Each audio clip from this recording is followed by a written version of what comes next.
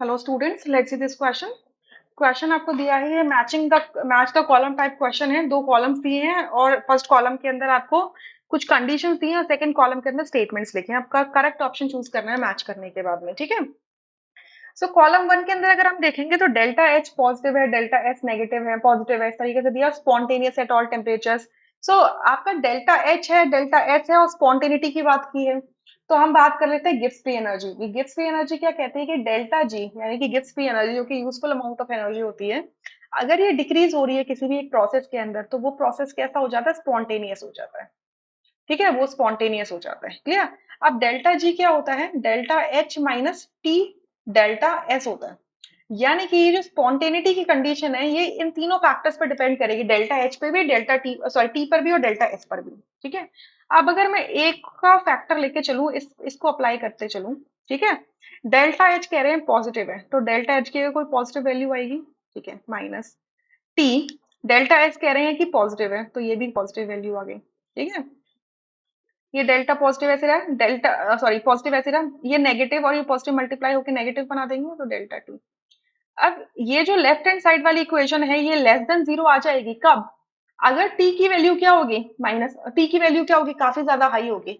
मतलब स्पॉन्टेनियस तो होगी रिएक्शन, स्पॉन्टेनियस होगी, as spontaneous at at high temperature. जब टेम्परेचर की वैल्यू बड़ी होगी, टी की वैल्यू ग्रेटर होगी तो ओवरऑल लेफ्ट हैंड साइड में जो माइनस वाला टर्म है वो भी ग्रेटर हो जाएगा। तो आपका लेफ्ट हैंड साइड का टर्म, लेफ्ट हैंड साइड का पोर्शन क्या हो जाएगा, लेस देन जीरो पहुंच जाएगा। मतलब स्पॉन्टेनियस एट हाई टेम्परेचर। सो ए का क्या होना चाहिए, spontaneous eight high temperature S होना चाहिए। ए का क्या होना चाहिए, एस होना चाहिए।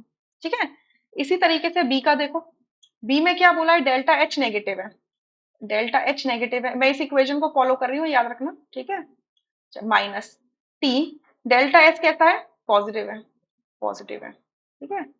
डेल्टा ये माइनस एस इट इज रहेगा, पॉजिटिव और ये नेगेटिव मल्टीप्लाई होके माइनस बनाएंगे और टी।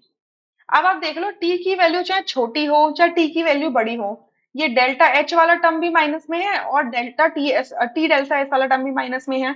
तो ओवरऑल ये हमेशा ही कैसा होगा सिस्टम, स्पॉन्टेनियस होगा। कैसा होगा, spontaneous at all temperature. Her temperature पे क्या होगा, स्पॉन्टेनियस होगा। यानी कि बी का क्या होगा, पी होगा। ठीक है। ए का एस, बी का पी। तो देखो अगर ए का एस होना है तो थर्ड ऑप्शन नहीं हो सकता, ठीक है। और अगर बी का पी होना है तो फोर्थ ऑप्शन नहीं हो सकता।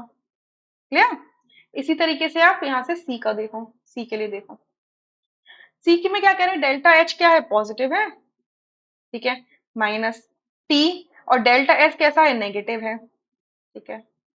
अब डेल्टा एच वाला टर्म तो पॉजिटिव रहेगा और माइनस और डेल्टा एस वाला टर्म मल्टीप्लाई होकर क्या हो जाएगा, पॉजिटिव, पॉजिटिव टी। अब आप चाहे टी की वैल्यू पॉजिटिव बढ़ा दो या छोटी कर दो, ये लेफ्ट हैंड साइड वाला टर्म हमेशा क्या आएगा, पॉजिटिव आएगा। यानी कि हमेशा क्या आएगा, ग्रेटर देन जीरो आएगा।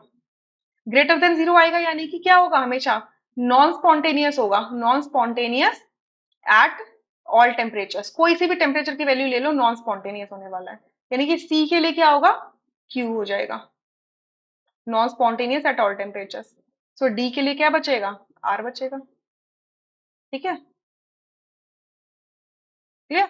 आपको मैं करके दिखा देती हूँ डी का एक बार।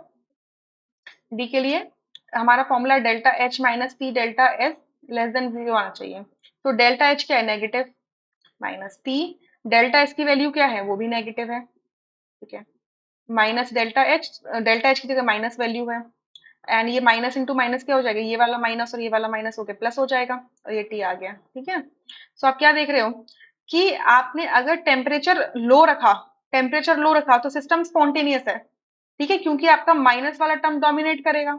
बट अगर आपने क्या कर दिया, हाई टेम्परेचर कर दिया तो ये जो टी वाला टर्म है जो पॉजिटिव है वो क्या होगा, वो डोमिनेट करेगा। तो सिस्टम कैसा होगा, non spontaneous eight high temperature, high temperature. यही लिखा हुआ है, non spontaneous eight high temperature, या ऐसे दूसरी तरीके से बोल दो कि लो स्पॉन्टेनियस एट लो टेम्परेचर। ठीक है। सो आपका करेक्ट ऑप्शन यहाँ से क्या हो जाता है, second. And rest option are incorrect. I hope you understood.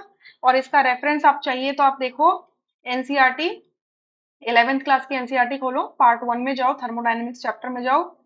मैं आपको पेज नंबर बताती हूँ, आप पेज नंबर वहां पे जाके से पढ़ सकते हो।